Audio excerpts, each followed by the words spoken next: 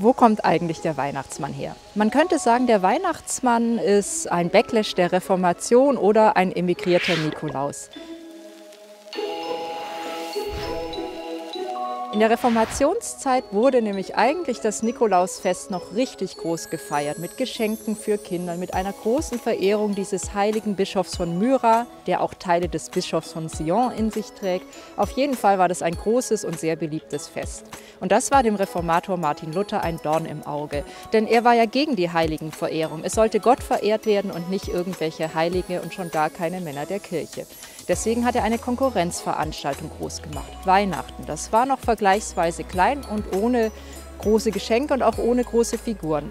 Martin Luther hat eigentlich strategisch sehr klug versucht, auch eine Figur für Weihnachten zu finden, das Christkind. Bei dem streitet man bis heute, ob das eigentlich ein Engel oder das Kind in der Krippe ist. Für den Weihnachtsmann, oder eigentlich für Nikolaus, war das allerdings kein allzu großer Schaden. Denn wie sich zeigt, ab dem frühen 20. Jahrhundert taucht auf einmal eine Figur an Weihnachten auf, die verdächtig an den Nikolaus erinnert. Das niederländische Sinterklaas, Santa Claus, heute erinnert auch noch daran. Augenscheinlich wurden hier zwei Traditionen miteinander vermischt und haben sich an einem Fest wiedergefunden. Der Bischof von Myra, Nikolaus, jetzt als Weihnachtsmann.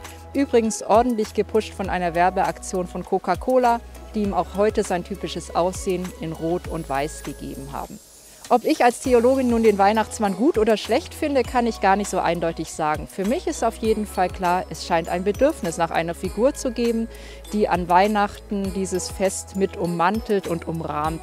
Und von daher kann ich gar nicht sagen, ob das gut oder schlecht ist. Ich kann nur bemerken, er ist da und er hat eine Funktion und er bringt so viel Freude und Gedankengut ein, dass ich da nicht gegen wettern muss. Als Forscherin finde ich natürlich noch spannend, dass wir hier ein schönes Beispiel haben von Synkretismus, also einem Phänomen, wo verschiedene Traditionen und Religionen in einem Ereignis zusammenfließen und sich vermischen. Übrigens, das ganze Weihnachtsfest ist ein solcher Synkretismus. Insofern passt der Weihnachtsmann sehr gut.